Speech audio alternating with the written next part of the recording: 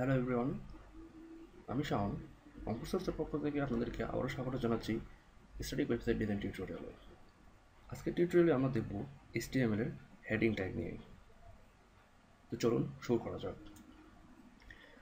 HTML এ মূলত 6 ধরনের heading tag পাওয়া যায়, যেগুলোর অবস্থানের ভিত্তিতে আমরা বিভিন্ন সময় বিভিন্ন সাইজের ট্যাগ ইউজ করে থাকি। সবচেয়ে বড় ট্যাগটি আমরা আমাদের প্রথম টিউটোরিয়াল দেখিয়েছি। তো হেডিং 1 থেকে হেডিং 6 পর্যন্ত এই 6টি ট্যাগ HTML রয়েছে। তো আমরা দেখি কীভাবে করে আমরা সেই ট্যাগগুলো লিখতে পারি।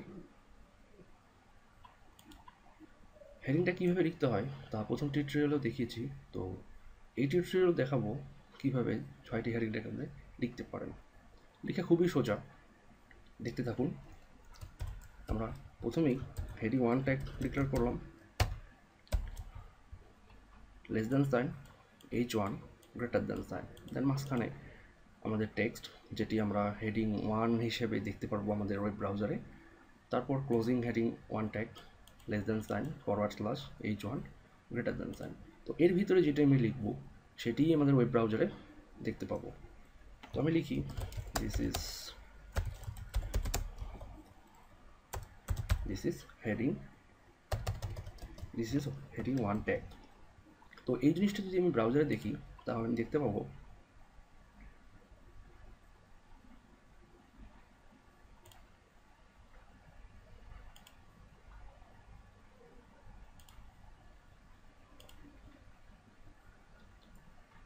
দেখুন এখানে আমরা H1 ট্যাগ বা হেডিং 1 ট্যাগ দিয়ে যে লেখাটি লিখেছি ঠিক সেই লেখার অনুযায়ী আমাদের ব্রাউজারে টেক্সটটি শো করছে। তো একইভাবে আমরা 6টি ট্যাগ, পরবর্তী 6টি ট্যাগ ডিক্লেয়ার করি। আমি এখানে আপনাদেরকে শর্টকাট ওয়ে দেখাই দিচ্ছি যে আপনি কীভাবে একই ধরনের লেখাকে কপি করে নিতে পারবেন। তো নোটপ্যাডে একটি শর্টকাট রয়েছে, সেই শর্টকাটটি দিয়ে আপনি খুব ইজিলি আপনি একটি লাইন বা একটি ট্যাগকে কপি করতে পারেন। ঠিক সেটিকে কপি করা বলে না, সেটিকে বলে ডুপ্লিকেট। আপনি যে কোনো সেন্টেন্স বা ওয়ার্ডের সিলেক্ট করবেন, ওয়ার্ডকে সিলেক্ট করে জাস্ট Ctrl+D চাপ দিবেন। আমার এখানে যেহেতু আরও 5টি হেডিং ট্যাগ প্রয়োজন, তাই আমি 5বার Ctrl+D প্রেস করব। দেখুন আমার মোট 6টি ট্যাগ চলে এসেছে। তো এখন আমার কথা হচ্ছে যে আমাদের হেডিং 1 থেকে হেডিং 6 পর্যন্ত ট্যাগগুলো রয়েছে, তার মধ্যে আমরা হেডিং 1 ট্যাগ এটা, এখন আমরা শুধুমাত্র নাম্বার চেঞ্জ করব। হেডিং 2,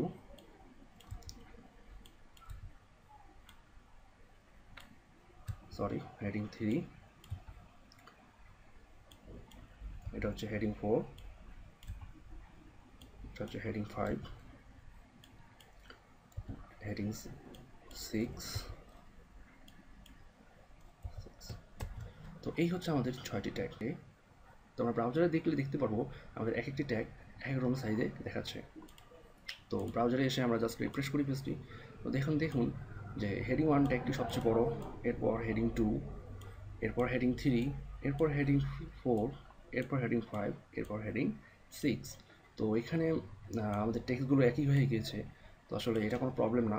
তো আমরা এখন টেক্সটগুলো চেঞ্জ করে দিই আমাদের যেন ডেটাগুলো রিলেভেন্ট দেখায়, কোনটি H1, কোনটি H2, H3, H4, H5 এবং H6। ওকে, তো এখন আমরা দেখি ঠিক আমরা যেভাবে করে চাচ্ছিলাম এখন আমরা ঠিকভাবে দেখতে পাচ্ছি। তো এই হচ্ছে HTML এর 6টি হেডিং ট্যাগ। এখন কথা হচ্ছে আপনি কোথায় কোন হেডিং ট্যাগগুলো ইউজ করবেন। বেসিক্যালি বলা চলে যে হেডিং 1 ট্যাগ, হেডিং 2 এবং হেডিং 3 ট্যাগ ম্যাক্সিমাম ওয়েবসাইটেই আপনি দেখতে পারবেন এগুলোর ব্যবহার। সবচেয়ে বেশি ব্যবহার যে দুটো ট্যাগ, সেই দুটি ট্যাগ হচ্ছে হেডিং 1 এবং হেডিং 2।